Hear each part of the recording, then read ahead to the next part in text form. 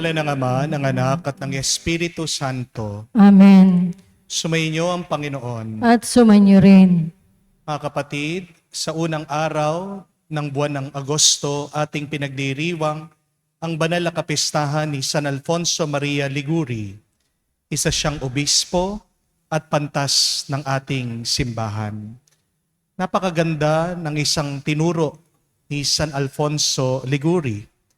Sabi niya, "He who trusts himself is lost, but he who trusts in the Lord can do all things."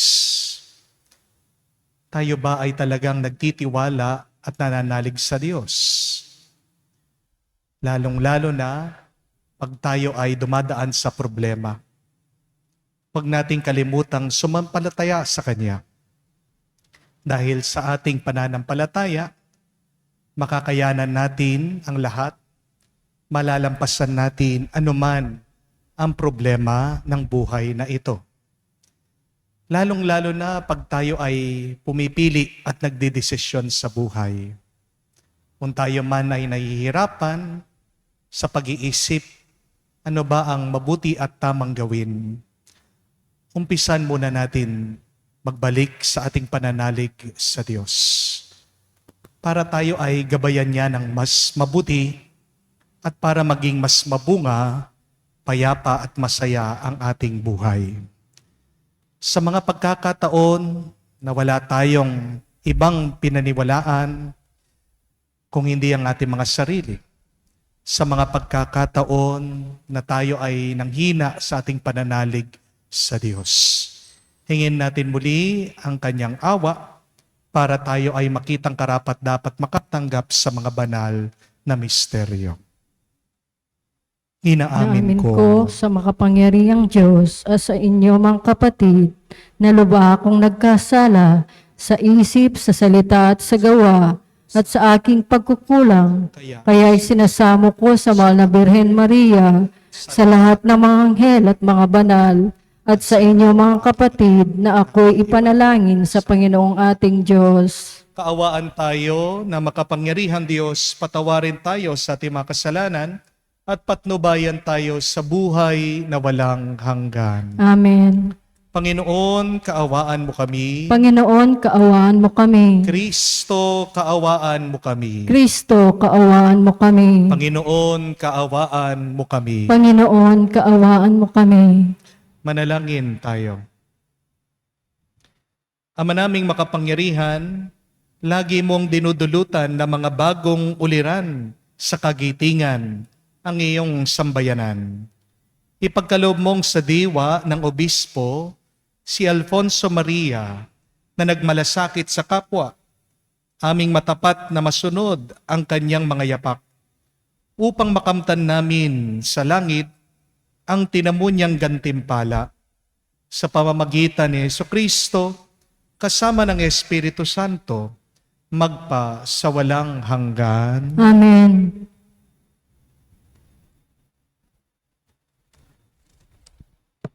Pagbasa mula sa aklat ni Propeta Jeremias. Sinabi sa akin ng Panginoon, "Magpunta ka sa bahay ng magpapalayok at may ipahahayag ako sa iyo." Nagpunta naman ako, dinatnan ko ang magpapalayok sa kanyang gawaan. Nakita ko kapag ang ginagawa niyang sisidlan ay nasira, minamasan niya uli ang luwad at inuugisan ng panibago. Pagkatapos, sinabi sa akin ng Panginoon, "Hindi ko pa ba magagawa sa bayan ang ginawa ng magpapalayok sa luwad na iyon? Kayo'y nasa mga kamay ko, tulad ng luwad sa kamay ng magpapalayok. Akong Panginoon ang may sabi nito." Ang salita ng Diyos. Salamat sa Diyos. Mapalad ang kinukupkop ng poong Diyos ni Jacob. Mapalad ang kinukupkop ng poong Diyos ni Jacob. O kaluluwa ko, ang Diyos papurihan. Pupurihin siya't aking awitan. aking aawitan habang ako'y buhay. Mapalad ang kinukupkop ng poong Diyos ni Jacob. Sa mga panguloy, huwag kang magpapahawak. Kahit na kanino, di makapagligtas. Kung sila'y mamamatay, balik sa alabok. Ang anong mamang balangkas nila'y natatapos. Mapalad ang kinukupkop ng poong Diyos ni Jacob. Mapalad ang tao na ang kanyang Diyos na laging katulong ay Diyos ni Jacob. Sa Diyos ng Panginoon umaasang lubos, sa Diyos na lumikha niyang kalangitan, ng lupa at dagat at lahat ng bagay. Mapalad ang kinukupkop ng poong Diyos ni Jacob.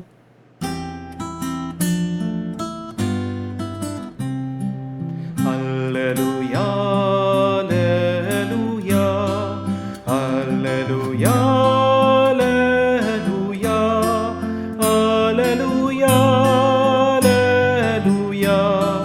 alleluia, alleluia, alleluia, alleluia, alleluia, alleluia.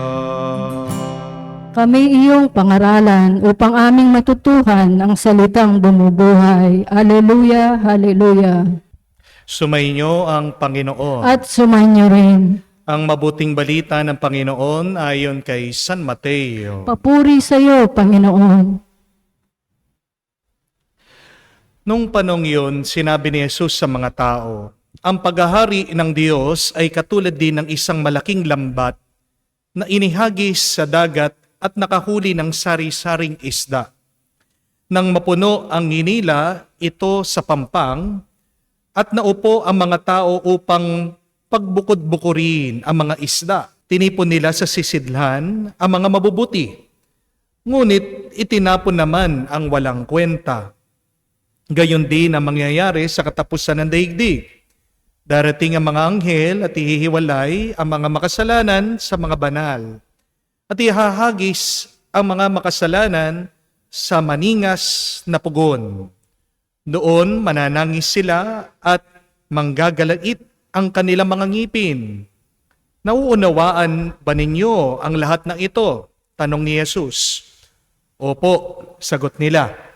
At sinabi niya sa kanila, kaya nga ang bawat eskriba na kumikilala sa paghahari ng Diyos ay tulad ng isang puno ng sambayanan na kumukuha ng mga bagay na bago at luma sa kanyang taguan.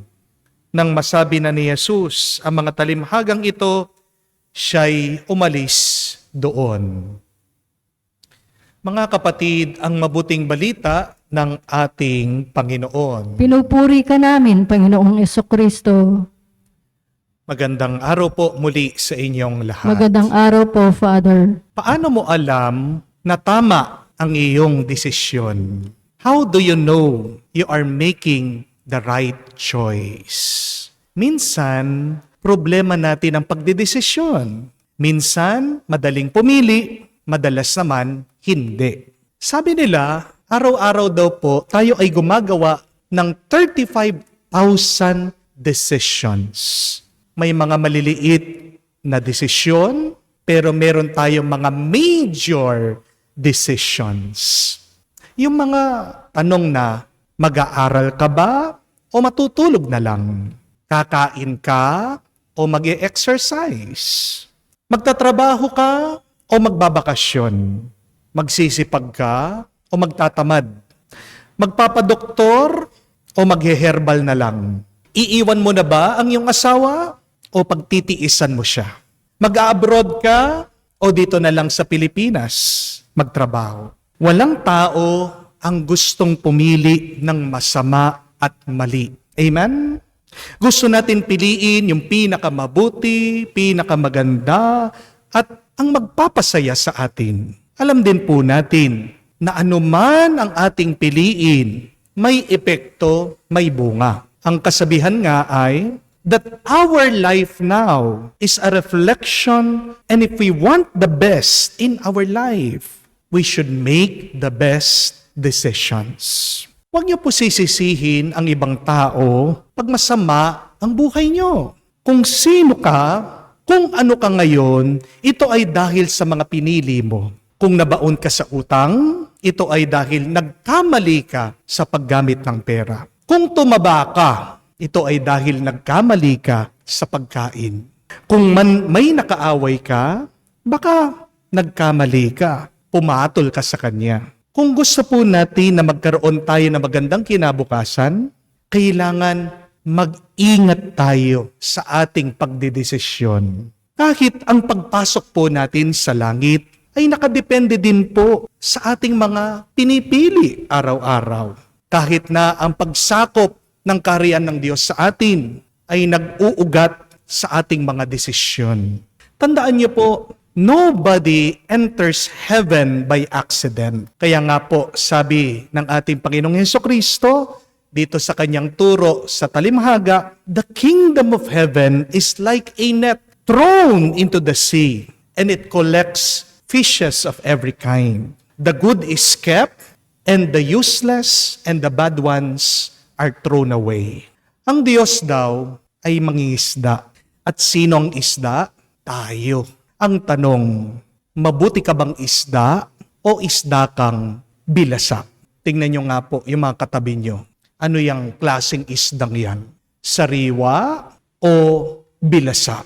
Ang tanong, bakit ba nagiging bilasa o masama ang tao? Ito po ay dahil sa mga pinipili niyang masama araw-araw. Wala naman pong tao ang aksidenteng nagkakasala. Amen? Lahat ng kasalanan na ginagawa natin, pinili natin yan. Binisisyonan natin yan. At kung ano ang iyong pinili, nagiging tayo.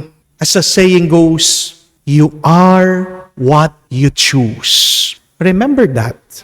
Mga kapatid, tinuturuan po tayo ng Panginoon sa kanyang talimhaga. Kung magpapatuloy tayo sa pagpili ng masama, hindi tayo mapipili na makapasok sa kalangitan, sa kanyang kaharian. Kaya nga po, ang magandang tanong, paano ba pumili ng mas tama?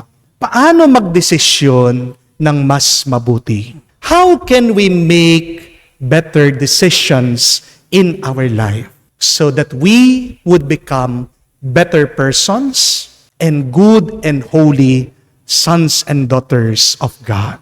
Si San Ignacio ng Loyola, ang santong bihasa sa pagdedesisyon, binigyan po tayo ng mga tuntunin ng turo kung paano mabuting pumili. Sabi po ni San Ignacio, may 5 hakbang na kailangan nating sundin para tayo ay makapili araw-araw ng tama at ng mabuti. Number 1, pray. Magdasal ka. Ano ang dasal para kay San Ignacio ng Loyola? For Saint Ignatius, prayer is recognizing God's presence in all that you do. Ang sabi nga ni San Ignacio, that we should see God in all things. Ang makita natin, ang matagpuan natin ang Diyos sa lahat ng bagay. Yan ang pagdarasal. Talagang masama ang iyong mapipili kung hindi mo sinasama ang Diyos sa iyong pagdedesisyon. My dear friends, just a gentle reminder, never choose without praying. Madalas, ang batayan po ng iba sa kanilang pagpili ay yung kanilang nararamdaman. Di po ba? Many people choose based on what they feel. Ang tawag pa nga nila dyan ay gut feeling. But, just a warning. Feelings are never a good source for our decision making. Kung ang pakiramdam mo ang ginagamit mo para sa iyong pagdedesisyon, tandaan niyo po ito, magkakamali at magkakamali kayo. Dahil ang pakiramdam, hindi naman nag-iisip. Kaya nga po, sa iyong mga bayarin, sa iyong mga utang, magdasal ka. Huwag ka muna magpapakamatay. Kung naiinis ka sa iyong asawa, magdasal ka. Huwag mo muna siyang aawayin. Huwag muna kayong maghihiwalay. Kung nalulungkot ka dahil namatay ang iyong minamahal, magdasal ka. Huwag mo naman papabayaan ang iyong sarili. Kung nga si Jesus, tandaan niyo po, bago siya gumawa ng malaking desisyon, palagi siyang nag-iisa, nananalangin. Dapat yan din ang ating gawin, tayong mga alagad ni Kristo. The first step to making better choices is prayer. But second, look at all sides of the issue. Ilista mo, ano ba yung advantages, disadvantages ng iyong desisyon. Timbangin mo, anong magiging bunga ng iyong pinipili. Mas maganda, magtanong ka dun sa mga nakaranas na, dun sa mga may karanasan na. Dahil tandaan niyo po, ang pinakamagandang guro ay karanasan. The best teacher is experience. At mas mainam, kung meron man turo ang simbahan, kailangan natin itong pakinggan diyan sa ating pinipili o sa mga bagay na kailangan nating desisyonan. Second, look at all sides of the issue.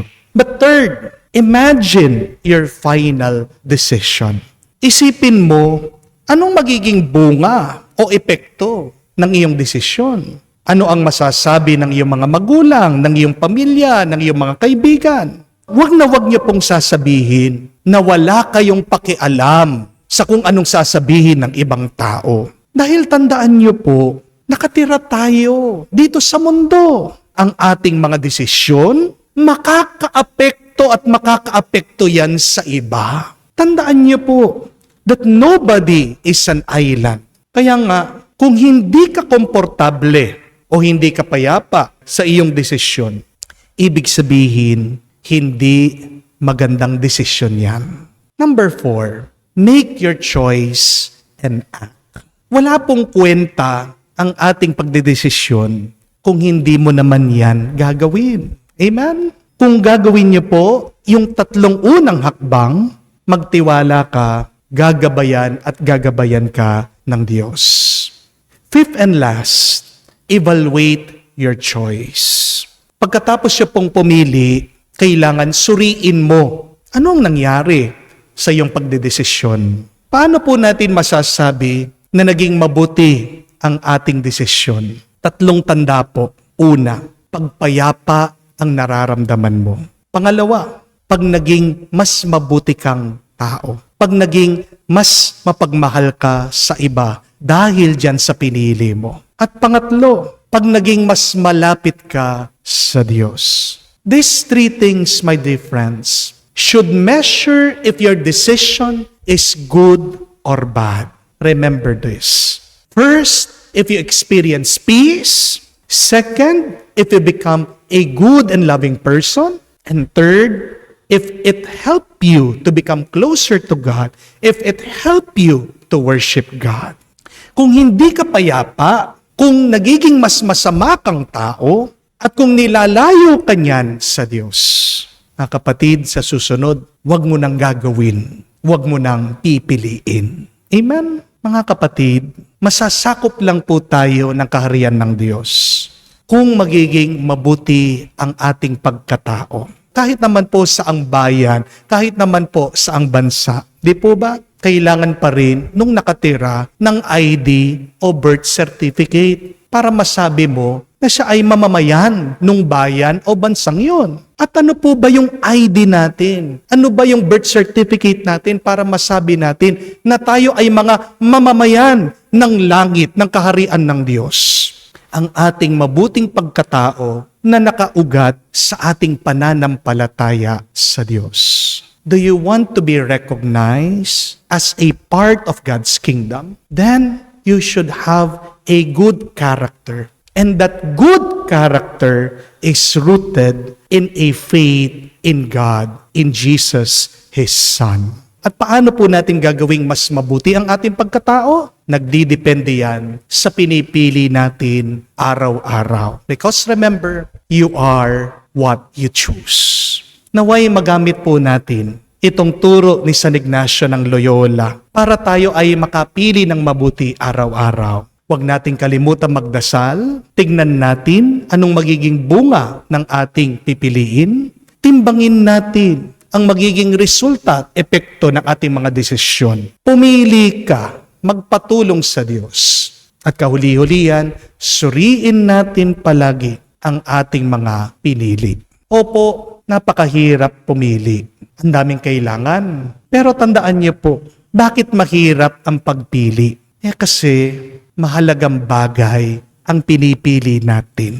Langit ang pinag-uusapan. Hindi lang basta-basta ang langit.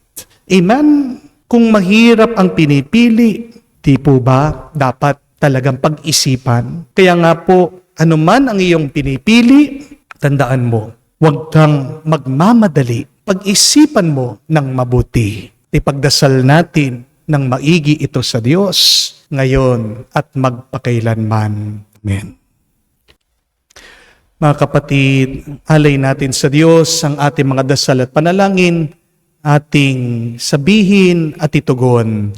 Panginoon, dinggin mo kami. Panginoon, dinggin mo kami. Ang simbahan naway huwag tumigil sa pagpapahayag ng Ebanghelyo sa lahat ng tao.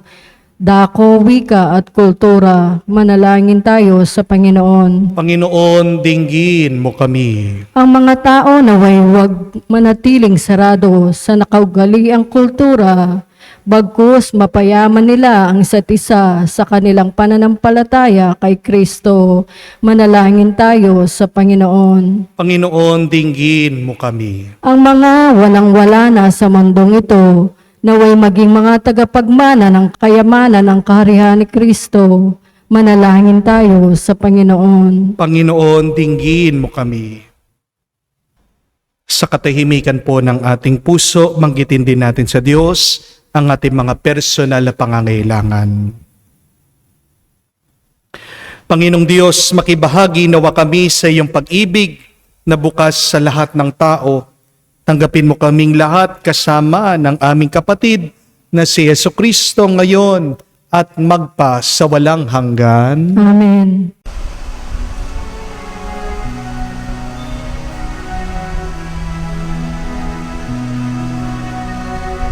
Aming ating alay na ito, ang tinapay na nagmula sa pagpapala mo.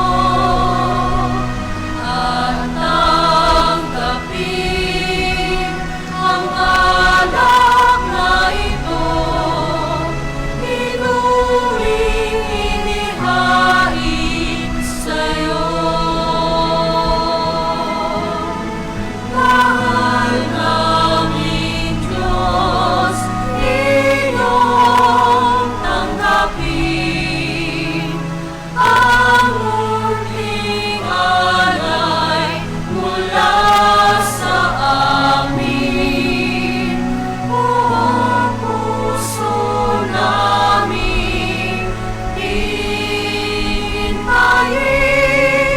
pagpapala ng aming hiling.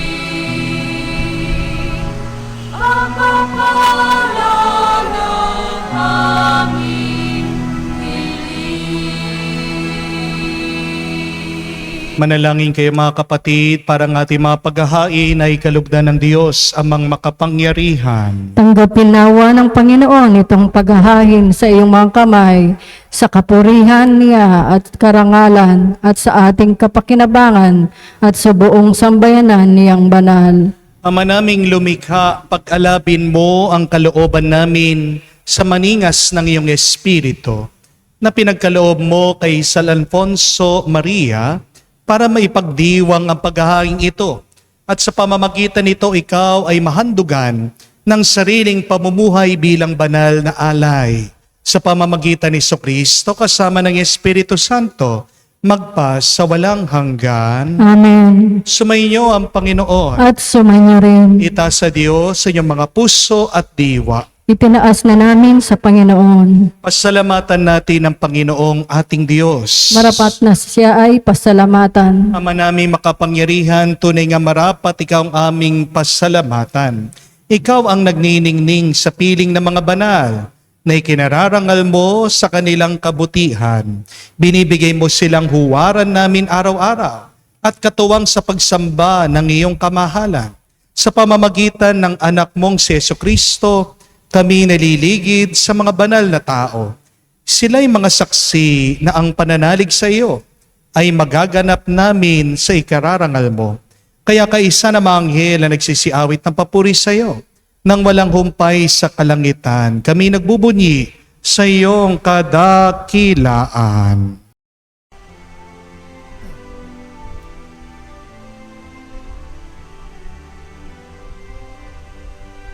Santo, Santo, Santo, Panginoong Diyos ng mga hukbo, napupuno ang langit at lupa ng kadakilaan mo.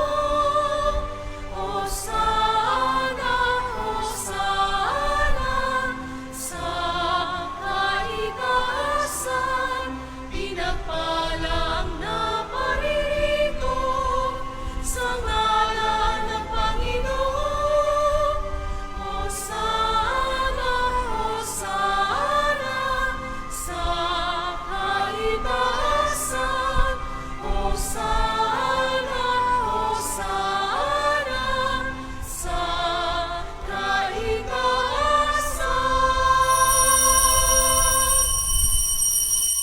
Ama naming banal, ikaw ang bukal ng tanang kabanalan.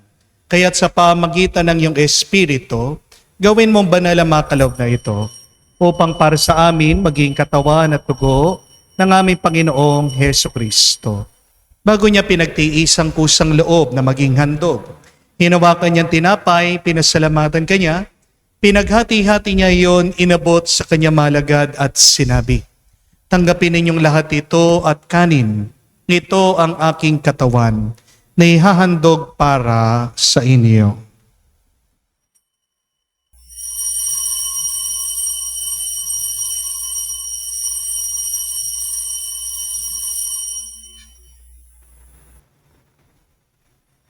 Gayon din naman na matapos ang hapunan, hinawakan niya ang kalis, muli kanyang pinasalamatan. Inabot niya ang kalis sa kanyang maalagad at sinabi, "Tanggapin ninyong lahat ito at inumin.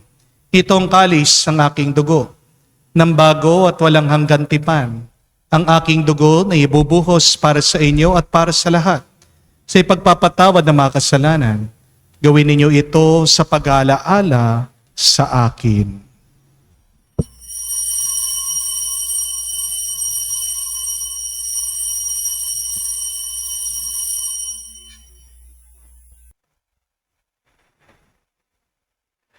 Ang misteryo ng pananampalataya.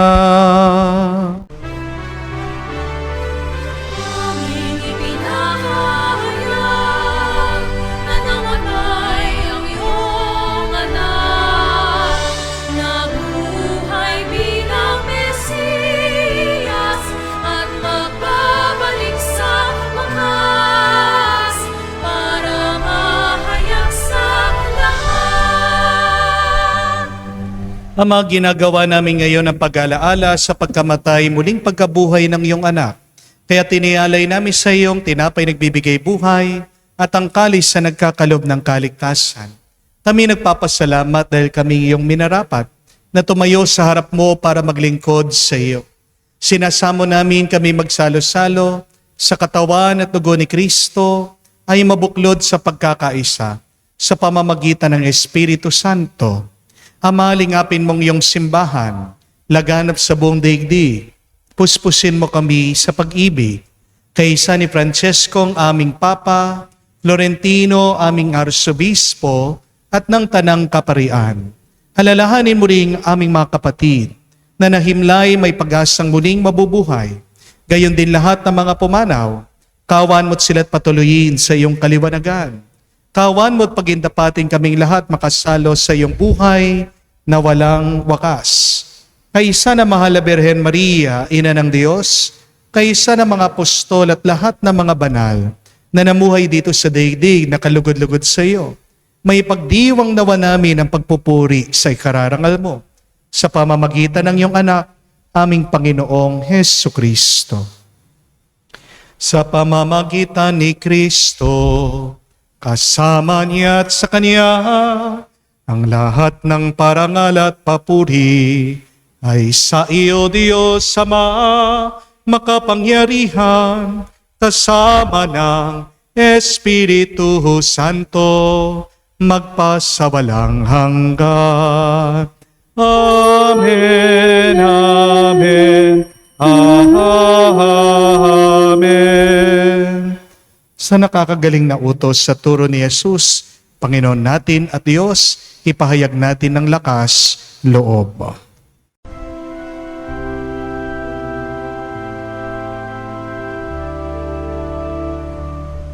Ama namin, sumasalangit ka, sambahin ang ngalan mo, mapasa amin ang kaharian mo, sundin ang loob mo dito sa lupa para nang sa langit. Bigyan mo kami ngayon ng aming kakanin sa araw-araw. At patawarin mo kami sa aming mga sala para nang magpapatawad namin sa nagkakasala sa amin. At huwag mo kaming ipahintulot sa tukso, at iadya mo kami sa lahat ng masama. Hinihiling namin kami adya sa lahat ng masama, pagkalooban ng kapayapaan araw-araw, ligtas sa kasalanan at ilayo sa lahat ng kapamakan, samantalang aming pinanabikan ang dakilang araw na pagpapahayag ng tagapagligtas naming si Heso Kristo.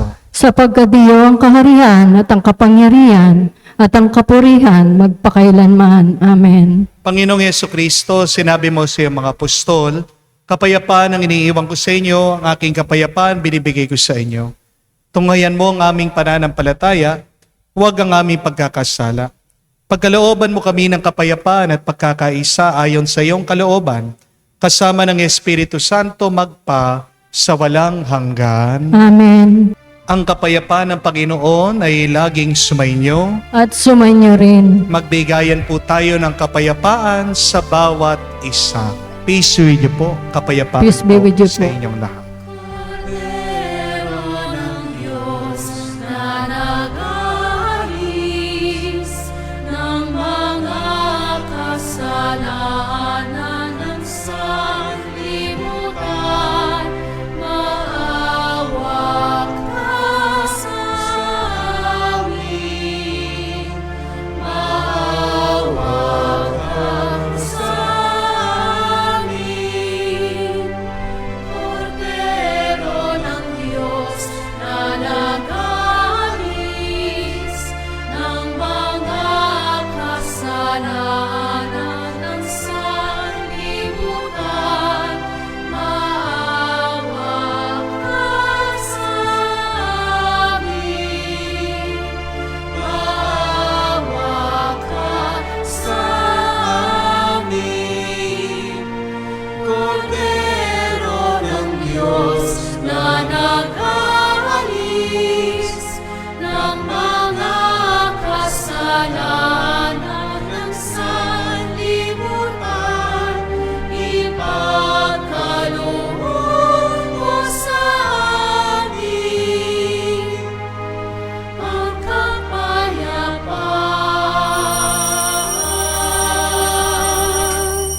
Mga kapatid, naririto ang ating Panginoong Jesucristo, ang Kordero ng Diyos, nag-aalis sa mga kasalanan ng sanlibutan.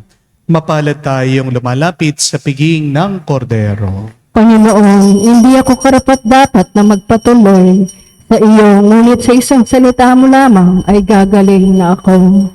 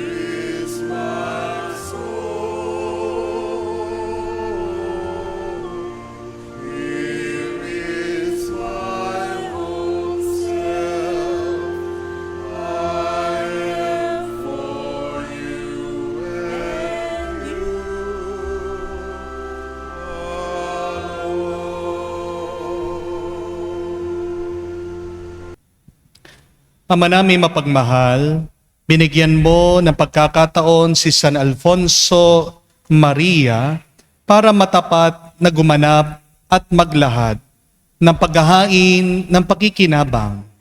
Lagi nawa naming tanggapin ito at sa pagtanggap namin ay tumanaw kami ng utang na loob sa iyo. Sa pamamagitan ni Jesucristo, kasama ng Espiritu Santo, magpa sa walang hanggan. Amen.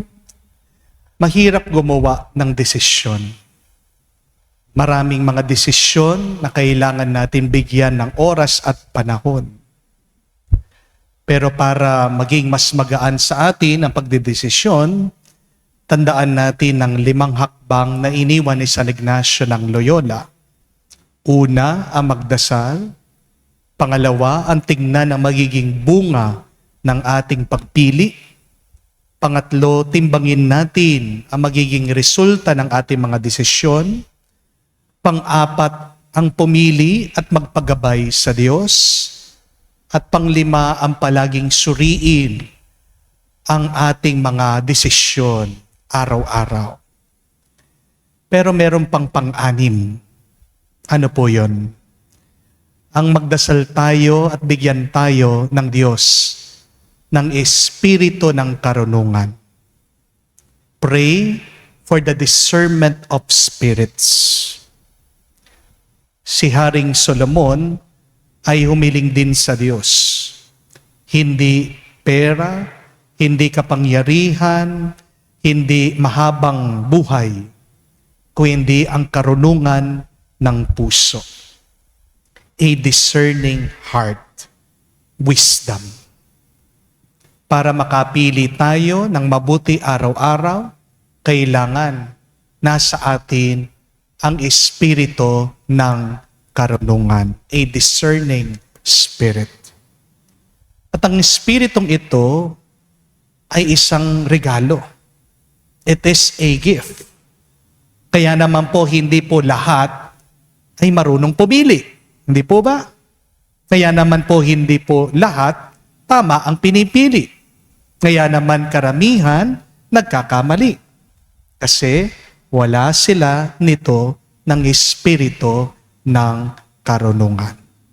Kaya para po sa ating assignment ngayong araw, pray for that spirit of discernment. Naway, pag meron kayong pipiliin na napakahalaga, magdedesisyon kayo ng isang bagay sa inyong buhay, bago ang lahat, hingin niyo muna ang Espiritu ng Diyos para magkaroon ng magandang bunga ang inyong pagpili at desisyon. Amen? Sumayin niyo ang Panginoon. At sumainyo rin. At kayo ay basbasan ng Diyos makapangyarihan sa lahat sa ngalan ng Ama, ng Anak, ng Espiritu Santo. Amen. Ang ating misa ay natapos na. Humayo kayo sa kapayapaan ni Kristo. Salamat sa Diyos.